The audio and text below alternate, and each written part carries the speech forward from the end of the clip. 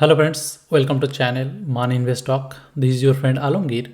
और आज हम इस वीडियो में डिस्कस करेंगे और एक इम्पॉर्टेंट पैरामीटर के बारे में, जो कि हमारा जो स्टॉक का स्कैनर पैरामीटर है उसी का एक पार्ट है, जो नया एडिशन है, अपडेट है, उसके ऊपर मैं डिस्कस करूँगा। तो आप लोगों को जिनको पता नहीं है उसको मैं बोल देता हूँ। तो हम लोगों के पास एक पाइथन स्कैनर है जो मैंने बनाया अपने लिए, और कुछ लोग इसका सब्सक्रिप्शन लेके रखे हैं, तो उनके लिए बेसिकली ये है। अगर आप उसमें देखेंगे तो इस पाइथन स्कैनर को हम लोग डेली, नॉट डेली, वीकली एक बार रन कराते हैं। ओके, अगर वीकली में जब रन कराता हो तो ये एनएससी का सारा लिस्टेड कंपनी को स्कैन करते हैं, और स्कैन करने के बाद हमारे पास एक फाइल आता है जो कि एक एक्सेल फाइल, जिसमें सारा पैरामीटर और नोट डाउन होकर आता है। अब एक्सेल फाइल क्यों है? क्योंकि इसके में फिल्ट्रेशन करना आसान है। इसके ऊपर मैंने काफ़ी सारा वीडियो बनाया, अगर आप प्लेलिस्ट में जाएंगे, प्लेलिस्ट में जाके आप इस पर देख सकते हो ए स्टॉक स्कैनर में। तो चलिए हम लोग चलते हैं कि जो पैरामीटर लेके हम डिस्कस करेंगे। पिछला जो वीडियो था उस पर मैंने डिस्कस किया current relative strength, sorry custom relative strength, जो CRS या जी कॉलम, उसको आप देख लीजिए अगर आप अब तक नहीं देखे। ओके, अभी जो मैं डिस्कस करने वाला हूँ वो है दिस एल कॉलम। ये नया एडिशन है। तो पुराना वीडियो में मैंने ऑलरेडी डिस्कस कर चुका कि ये जो कॉन्स डी 10%, कॉन्स डी 15%, 20%, ये क्या है? Consolidation day with in 10%, consolidation day with in 15%। यानी कि किसी भी स्टॉक में, अगर मान लीजिए मैं कोई चार्ट आपको दिखाता हूँ, इनफैक्ट मेरे पास आई थिंक कॉन्सोलिडेशन वाला जो चार्ट होगा, तो देखिए इसमें अगर कॉन्सोलिडेशन में देखेंगे तो कॉन्सोलिडेशन किसको बोलते हैं? जब एक प्राइस रेंज के अंदर एक स्टॉक मूव कर रहा है, राइट। ये अगर रेंज देखेंगे तो देखिए 20% के अंदर काफ़ी दिन था। इसी तरह अगर आप शुभेन फार्मा, कोरोमंडल कोई एक देखते जिसमें कॉन्सोलिडेशन हो रहा है, तो इसमें क्या है? ये कॉन्सोलिडेशन हो गया। तो इस तरह कॉन्सोलिडेशन देखिए 10% के अंदर लगभग 30-40 दिन से ये कॉन्सोलिडेशन हो रहा है। तो इसी तरह कॉन्सोलिडेशन के हम ढूंढने के लिए हम इसको निकालते हैं। क्योंकि देखिए कॉन्सोलिडेशन क्यों ढूंढते हैं? क्योंकि कॉन्सोलिडेशन के बाद जो ब्रेकआउट आता है ना, ये देखिए 21% के अंदर अगर आया तो ये ब्रेकआउट के बाद एक मोमेंटम आता है, यहाँ पे कॉन्सोलिडेशन हुआ। तो इसी तरह जो कॉन्सोलिडेशन है इसको हम ढूंढने के लिए ये चीज़ें बनाया, राइट। तो अलग अलग टाइप का कॉन्सोलिडेशन मैंने बनाया, क्योंकि मैं खुद भी यूज़ करता हूँ, और उसमें अलग अलग जो यूजर है उनको अलग अलग पैरामीटर चाहिए। कोई 20% के अंदर देखना चाहते हैं, कोई 15% के अंदर देखना चाहते हैं, कोई 10% के अंदर देखना चाहते हैं, और मुझे पर्सनली 5% के अंदर चाहिए था। तो इसीलिए मैंने इसको लगाया। अब क्यों चाहिए था? पहले इसका मतलब समझ लीजिए। कॉन्स यानी कि ये रिप्रेजेंट करता है consolidation. D, capital D, represent करता है डे, यानी कि नंबर ऑफ डेज।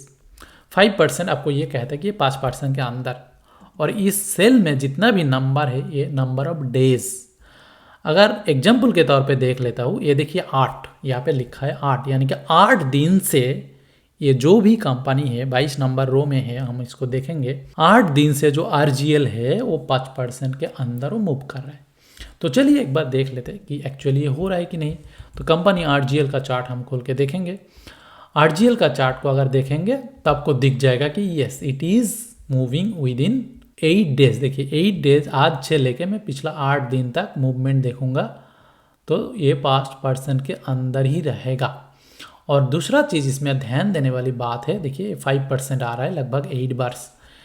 ये ओपन से क्लोज देखता है, हाई टू लो नहीं है। शैडो को नेग्लेक्ट करते हैं, क्योंकि मैंने स्कैनर इसी तरह बनाया कि शैडो को मैं ना देखूँ, क्योंकि यहाँ पे देखिए इतना बड़ा शैडो हो गया, राइट। तो शैडो कभी कभी बहुत बड़ा फ्लैक्चुएशन आता है, लेकिन अल्टीमेटली मायने क्या रखता है? कहाँ से ओपन हुआ, कहाँ से क्लोज हुआ, ये ज़्यादा इंपॉर्टेंस है मेरे लिए। अगर आपको चाहिए तो आप बिल्कुल शैडो को देख सकते हो, लेकिन मैं इसका मीनिंग बता रहा हूँ कि ये जो नंबर ये काउंट कर रहा है वो शैडो टू शैडो कर रहा है। अगर ऐसे आप चलते जाएंगे, अगर मैं देखना चाहता हूँ कितने कंपनी है जो पिछला 10 दिन से वो 5% के अंदर ही है, तो मैं सिंपली क्या करूँगा, मैं यहाँ पे एक फ़िल्टर लगा दूंगा। फिल्टर में मैं एक्सेल को ये बताऊंगा कि मुझे वही कंपनी दिखाओ जिसका कंसोलिडेशन एटलीस्ट ग्रेटर देन और इक्वल 10।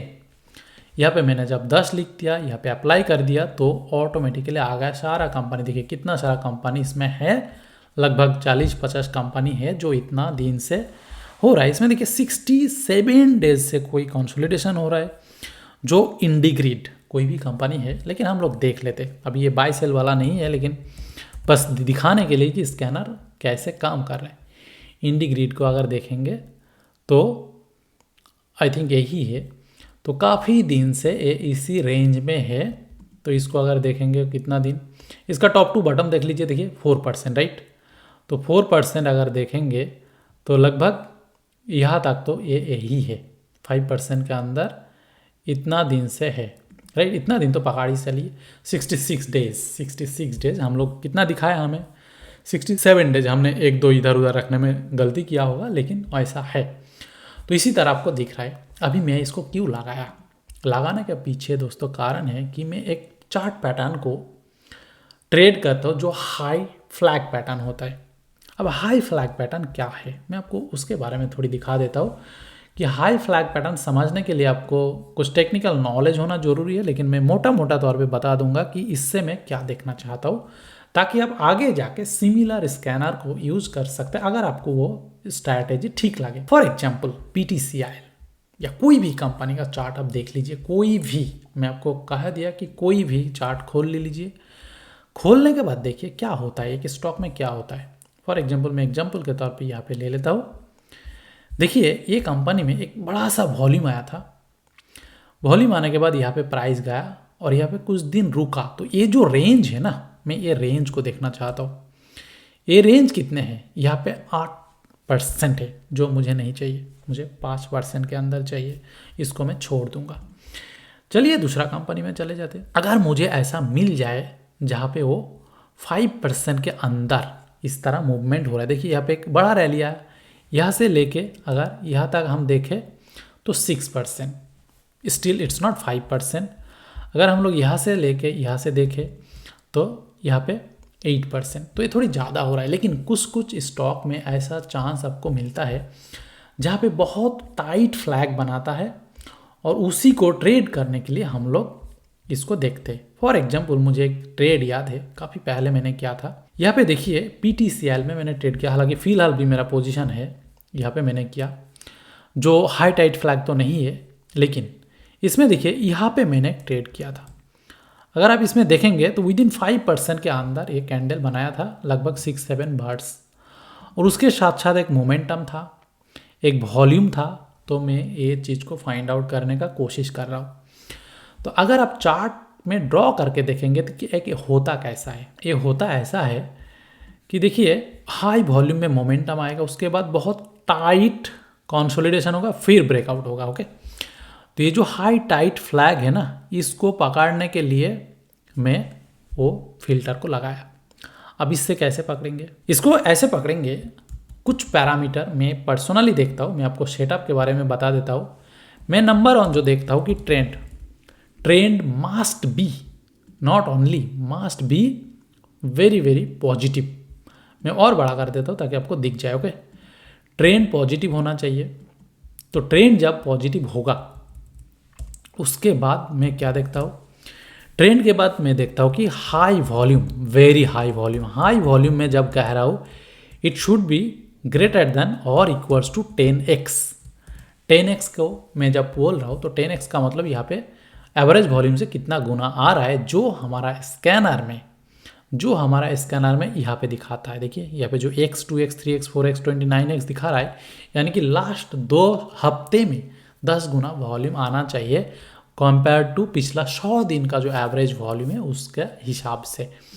ओके, तो इस हिसाब से मैं देखता हूँ कि ट्रेंड देखता हूँ, हाई वॉल्यूम देखता हूँ, और हाई वॉल्यूम के बाद में ये कंसोलिडेशन देखता हूँ।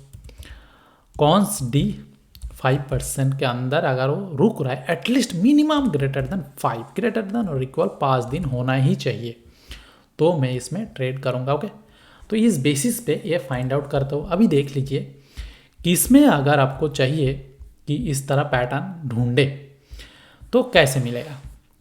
पहली बात, आप इसमें लगा दीजिए कि मिनिमम 5 दिन से ज़्यादा होना चाहिए। तो इसमें आप लगा दीजिए कि चलिए इसमें 5 दिन एटलीस्ट होना ही चाहिए। जब आप इसको बोल दिए कि 5 दिन होना ही चाहिए, 5 दिन वाला आ गया।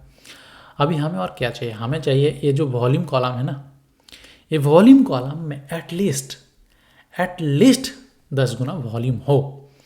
तो इसमें अगर मैं लगा दूँ कि एटलीस्ट ग्रेटर देन और इक्वल टू, मान लीजिए 10 गुना लिख देते तो देखते कितना कंपनी है। देखिए चला गया, कितने सारे चला गया, बस गिनती में कुछ कंपनी आया जो कि मैं देख रहा हूँ कि 5, 5, 10 लगभग 12-13 कंपनी आया।